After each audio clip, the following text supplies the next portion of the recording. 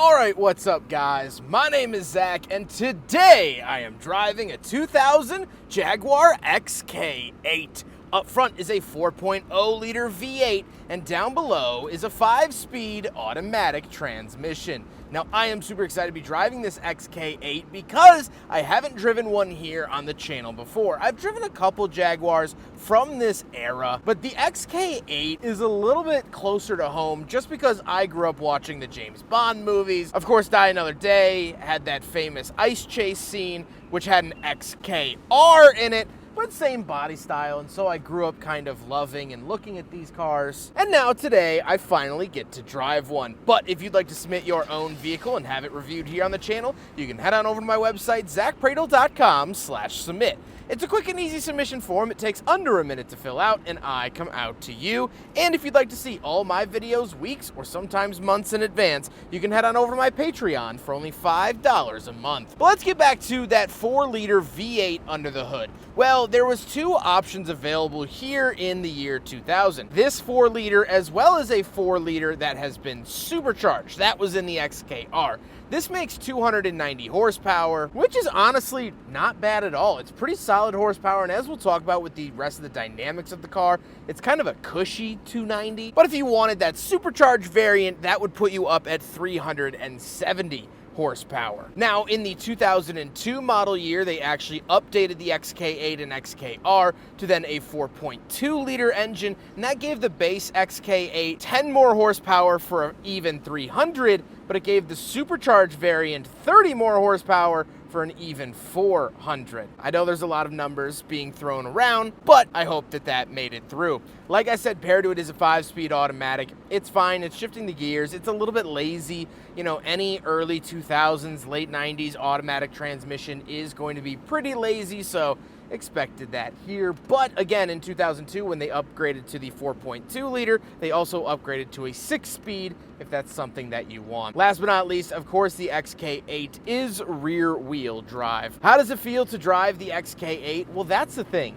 It's very cushy and comfortable. I know I have car chase dreams on the mind, but in all reality, it's a very plush, very elevated driving experience. Yes, you have that V8 under your right foot, which is great, but at the same time, it has a very, very comfortable ride. Nothing seems rushed. Everything feels methodical in this car. There's a rhyme and a reason for everything, and that's nice to feel. However, we can do a little bit of an acceleration test, put it into sport mode.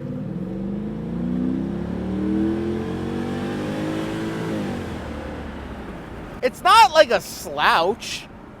It's not fast. Like, it's brisk, maybe, but it's nothing too crazy. That's not the highlight of this car. It's the overall experience. You drive it with the top down on a sunny day like I'm doing today. You take it to the shops, and it's this elegant experience rather than like sporty or hardcore experience. So if you're looking for something that's fire-breathing, either try to find an XKR or start looking at other vehicles. With that stuff out of the way, let's talk about the interior. Well, in front of me, I have 4 gauges. Off to the left is my tachometer, in the center is a speedometer, and off to the right is a coolant temperature and fuel. On the steering wheel, we do get some phone options as well as cruise control and some wood accenting, which is very nice. And off to the left, we have our climate control vent. We have our valet mode, as well as our gas cap release and trunk release. Moving out of the door, we have 2 levels of memory seats, power mirrors, and power windows. Moving into the center, we get 2 climate control vents and 3 more gauges. This particular car originally came with a screen here, a navigation screen. A previous owner actually swapped it out, and that's why the wood grain doesn't quite match with its neighbors, because this was actually a swapped out piece. So we get oil pressure, a clock, and battery voltage, which I think is the cooler, cleaner look, but again, it would have originally had a radio. Down below that, we get our climate control options. So we do have heated seats, which is very nice. We have our front and rear fog lights, as well as our traction control off button found here. And then we have the standard radio. Cassette player, as well as a CD player is in the boot, number pad, things like that, all very late 90s, early 2000s luxury tech. So kind of funny to see here in 2026, but that's what it came with. Then we have our roof button and ashtray. So this does have a power operated roof. And the cool thing about it is that you can also operate it from the key. So if you're standing nearby and you want to let all that heat vent out, you can put the top up or down with the key. very, very cool and very helpful here in the XK8. Then we have the shifter itself. Not a big fan of the shifter. It's just kind of clumsy. Sort of have to ratchet it through the gears. And it just feels cheap in an otherwise sophisticated feeling interior. It's like when you see duct tape and zip ties on a Lexus. It's like, come on, man.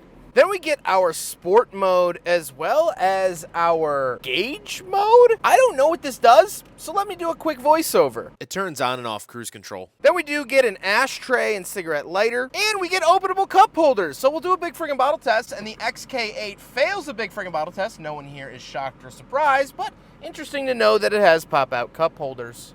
Then we do get the center console and the seats. The seats are finished in a nice beige leather. I really, really enjoy them. Again, really adds to that comfort level where the ride and engine start the comfort. The seats definitely are the cherry on top. And I like that. Again, that they are heated and comfortable enough. However, speaking of seats, unfortunately for me, we do have back seats. So let's go do a back seat review. All right, so attempting to get into the back. Let me get my equipment out of here. All right, so I do have a power button down here to fold it forward. Oh, we have a button here. Okay, that lets you fold it forward. Ladies and gentlemen, I don't think I'm going to be able to fit back here. I mean, look at that leg room. And I don't want to step on things. I mean, my shoe barely fits like that.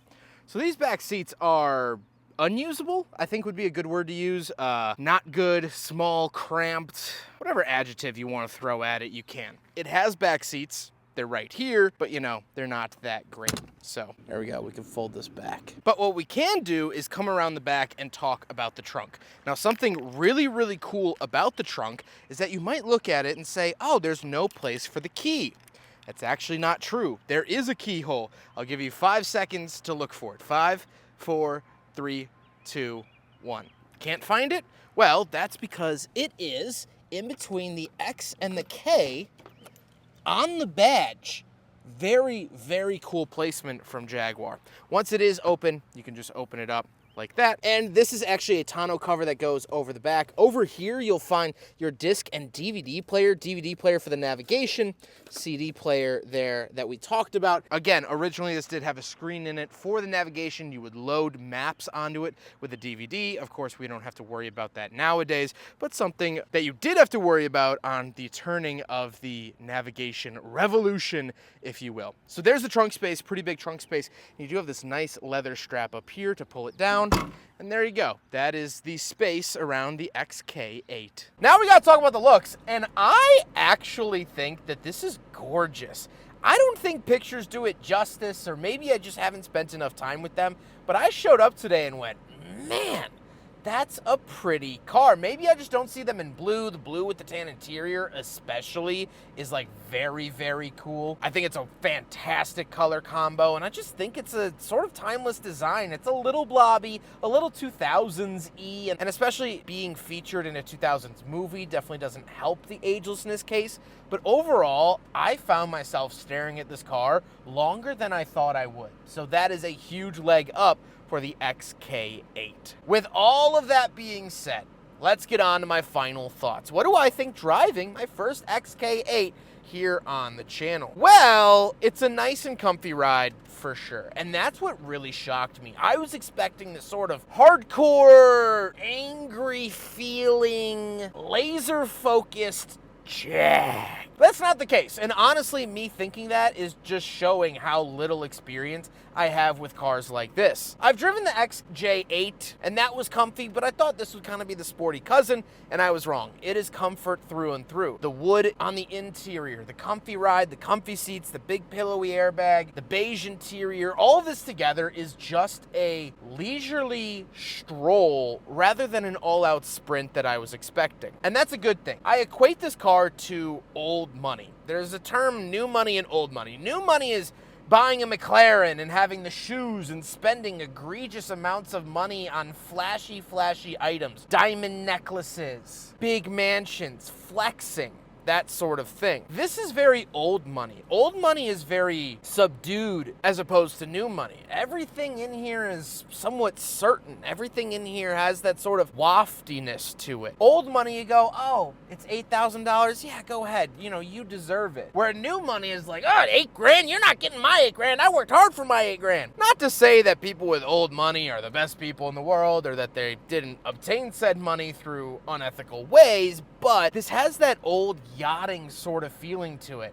Oh, we're gonna take the Jaguar down to the marina, get on the boat, have us some lunch, that sort of thing. It's a lot slower pace and it's more confident. This doesn't need to wow you with crazy flashing lights or big spoilers or a big throaty engine. It's still prim and proper. It still knows the difference between a salad fork and a dinner fork, but I like that old money feel.